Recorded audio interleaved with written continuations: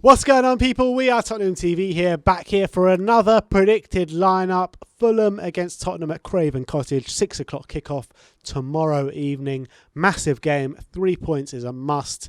Jose's press conference has been made, and I'm not sure if you've watched our press conference reaction. If you haven't, go check it out.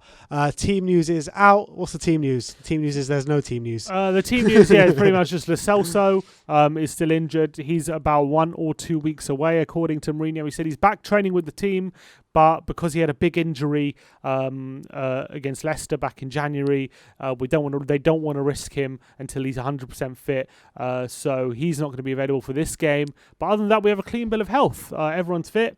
Obviously, it's been a 4-day break since the Burnley game. So he was asked about Gareth Bale, if he's going to play. He said Bale will be involved either from the start or on the bench. And asking about Toby, he said Toby is in good physical condition and he's a good professional, but it's always a risk when you play players 3 games in a week. So I guess we'll have to let's get into the lineup. Yeah, let's see what we predict. All right, so I don't know if we should spoil it for you now or not, but actually, well, let's not, because let's just get straight into it. We're going for a 4-2-3-1 formation. In goal, obviously, Hugo Lloris. Yeah. It was fairly untested against Burnley, let's be honest, and hopefully it'll be the same again tomorrow, but yeah, I'm not counting my chickens just yet, because I think it's going to be a much harder test against Fulham than it was against Burnley.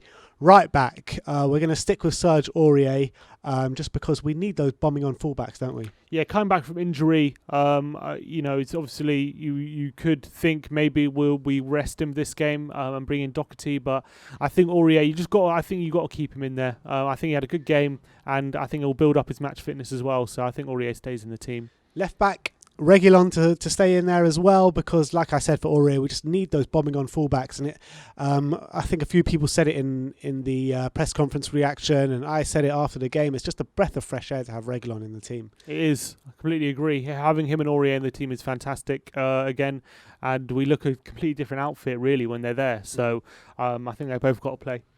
Centre-back positions, we're going to stick with Davinson Sanchez on the right-hand side. Sanchez has to start after his game. It would be a massive drop of his confidence if after that game you drop him from the team. So I think, I know it was only against Burnley, but momentum and confidence is very important. Momentum and confidence is very important in this sport. So I think after Sanchez with a good display, they'll give him the confidence, hopefully, to go in this game and try and bully the the Fulham forwards as well. So I think you got to keep Sanchez in. I don't get this thing where everyone's going, oh, it's only Burnley, it's only Burnley, it's only Burnley.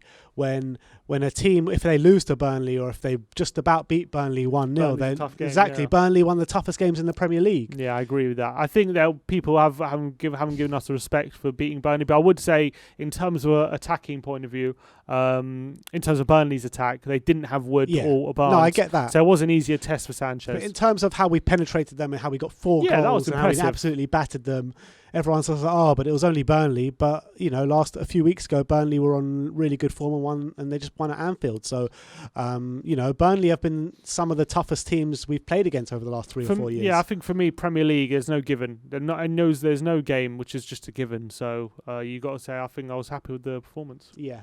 Davinson Sanchez's partner is an interesting one because we were quite in disagreement with this one. I thought it would be Dyer. You thought it would be Toby, but we were both in agreement that we want to see Toby there, so we're going to go with Toby. I know he's played against Wolfsburger and he played on Sunday, but I just think with the 4-day gap in between this game to Sunday, I think he should be fit enough to play in this game. And I think if he's fit, and for me, if he is fit enough, I think you start him because if maybe on Sunday, if he's needing a bit of fitness, you can rest him. But we need the points now. We can't afford to wait for the points and to save him for any other game. We need him now. So I think he starts. Yeah, I mean, to be honest, I can't see him playing 3 games in a week, but just because I think he's our best centre-back, and I think that him alongside Sanchez makes Sanchez a better player. Him alongside Dyer makes Dyer a better player. Him alongside anyone will make his centre-back pairing a better player. So I personally believe Toby should be the mainstay in that centre-back partnership with either Sanchez or Dyer coming in. I just don't want to see Sanchez and Dyer together because it's a recipe for disaster. But having said that, I do think it will be that. But we're going for Toby for argument's sake anyway. Toby. So for the back five, we're going for Lloris in goal, Aurier right back, Reguilon on left back, the centre back pairing of Toby and Sanchez. The double pivot, we're going for Højbjerg and Ndombele yet again. You know, absolutely imperative to what we're trying to do. They have to be. They're actually probably very quickly becoming the two most important players in our team. The way they play in that central midfield, I feel, because they give such great balance. They give a real quality into the midfield as well. The defenders are a lot more comfortable giving them the ball in centre mid, and without the fear of it coming back towards them immediately when there's like Sissoko there. So I think that those are the two positions. Actually, those are the two players you're probably most worried about getting injured at this point in Ndombele and Højbjerg, because if they got injured, I think that dropping them for Winks or Sissoko is probably the biggest drop-off in the team compared to other positions in terms of quality from backup compared to first team. So I think those are the two players that we need to play every game at the moment in that central midfield position. And it's crucial, especially against players like Anguissa and Harrison Reed, who have been in good form for Fulham. You were going to have to be at our best to overcome that and win the midfield battle. So yeah, it has to be Ndombele and Højbjerg. Yeah, I mean, I completely agree with that. We've said it all season with Pierre that if he gets injured, we're going to be completely screwed. And now we're saying about Ndombele as well, which is only a credit to himself, because all you have to do is look at, a year ago today, he couldn't get in the team at all. He just couldn't get in the team. He couldn't complete 90 minutes. He couldn't even complete 10 minutes after lockdown, after the football came back. So you got to give credit to Ndombele, how he's brushed himself off, picked himself up, and made himself an undroppable, not only an undroppable, someone that we find it very hard to play without. It's true, but do you think if, say, when Lo Celso's fit and Ndombele gets injured, we could have Lo Celso and Højbjerg in a pivot? Yeah, but I think that will come later down the line, because Lo Celso will need to build up that fitness. He can't just come in straight away. I agree with that, but he's played that role before, right, in the midfield. He played it last season, so it's not like a role he would have to get used to. He's played it before, so look, that's what I would do. Yeah, I know, I completely agree, but as it stands at the moment, we can't do that. That's not an option.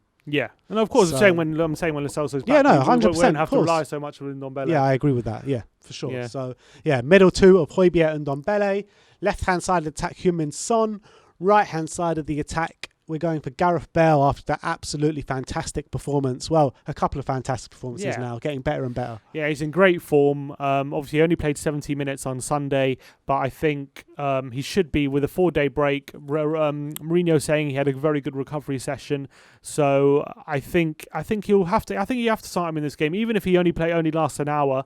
I think you have to start him and try and get him the most energy out of him you can, because just get him on the pitch as much as possible. The form he's in, he's very likely to get on the end of something, or get a goal, or cut inside and just whip one in, or provide something. Yeah, exactly. So I think you've got to start him in this game if he's fit enough. Yeah. In the middle, we're going to go for Lucas Moura to retain his number 10 position. Personally, I believe it's his best role. I really believe that. I feel that when he's out on the wide, he gets lost in games way too often, doesn't provide enough for the team.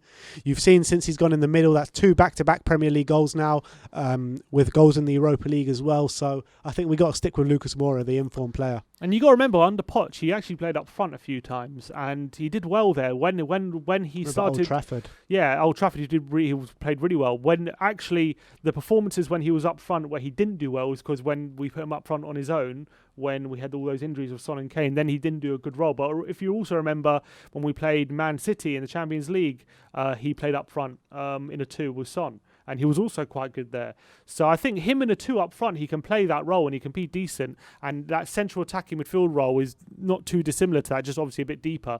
But I think he wreaks a lot of havoc with his dribbling there, and it forces defenders out of position, whereas when he's on the wing, it's a lot easier to contain him, basically. And as well, when you've got Son and Bale moving around him like that, he just opens up space. It's nearly impossible to deal with. It really is, if all 3 of them are on form, with Kane in there as well. And that's what you need sometimes when a team's sitting in a low block, you need someone to just cause a bit of havoc there and cause disruption in the defence. Otherwise, if everything's being played in front of you and no one's taking you on, it's very easy to just have your block and kind of be very settled. And that's that's the main thing he's doing at the moment. He's unsettling defences, which I'm liking. And obviously he's also contributing with goals as well, and he's getting on the end of things, so that's also good. So I think, you got to keep him in the team. Yeah, you got to keep the informed players playing. So. Yeah. And then obviously up top, Harry Kane. So let me run through that. And also, one thing quickly on Lucas Moura. I actually think he's the best player on the counter-attack in our team. You reckon? I think so. I think the way he carries the ball, I don't think any other player in our team can carry the ball like he can. Even better than Heung-min Son. I think he's better than Son in terms of carrying the ball from a deeper position. Not in terms of on the end product. I think Son's obviously you can play a through ball to Son and he gets on the end of it and he's very good there. But in terms of if he picks up the ball in the halfway line, he can just carry it all the way. I think he's the best at that in the squad for me. Interesting. So there you have it. That is our predicted lineup. Hugo Lloris in goal, Aurier right back, Reguilon left back, a middle two of Sanchez and Toby Alderweireld, with Højbjerg and Ndombele in the double pivot, Son on the left, Bale on the right, Lucas in the middle with Harry Kane up top. Unchanged, yeah. A completely unchanged team from Burnley. What score prediction are you going for? I'm going for 2-1. I think it's going to be a lot tougher. I think Fulham are scrapping for their lives. They've really given themselves a fighting chance now to stay up. So with that in sight, they will give them extra motivation to play well. I think it's going to be a lot tougher. I think they're better than Burnley. I do think they're a better outfit than Burnley. I do believe that. So they're a better footballing outfit than Burnley. Yeah. Yeah, I think they've just got better individuals. I think physically they're a lot more physical in terms of strength and not in terms of strength, in terms of pace and things like that. And technically, I think they got a lot more talent in their team as well. So I think it's going to be a really tough game, but I think we'll just edge it a bit. I think we've got a bit more extra quality, and if we can get a couple of goals, I think we'll edge this game 2-1. Yeah, I mean the early goal is so important. Like we say every game, but this game even more so because this game could be a bit of a cat and mouse game like the Burnley game. So if we get that early goal, it will force Fulham's hand to make a move. So and if we can do that, then we can really pick them off. So yeah. I think if we get an early goal, we actually can go on and win 2-3-0. If we don't, it'll be nervy and we'll have to try and nick that goal. I guess you could say the same with Burnley, but Fulham very, very rarely concede 3-4 goals. Like, it's very rare. So we were the only team to score 4 against Burnley. Yeah, so I would say you could say the same against Burnley. So read what you want into that, but it'll be very difficult to get a lot of goals, even if we do get an early goal, to get a lot of goals against this Fulham side who have conceded 1 in the last 5. So they're clearly a very good defensive outfit. But look, the form we're in terms of what we showed against Burnley, I think you never know, and anything's possible. Yeah, I mean, don't discredit the work that Bale, Son, Kane, Lucas, they can all do together. They were just combining. Exactly. At times against Burnley, they were unplayable. I don't care what team we were playing. A lot of teams would find that hard to deal with, and Fulham will be included in that, that's for sure. All right. So, yeah, Sim is going 2-1. I'm going to go 2-0. Let me know your score prediction in the comment section below. Let me know your predicted lineup in the comment section below. Do you agree with us? If you disagree, let me know in the comment section below. Like, subscribe and comment. And as always, come on you Spurs.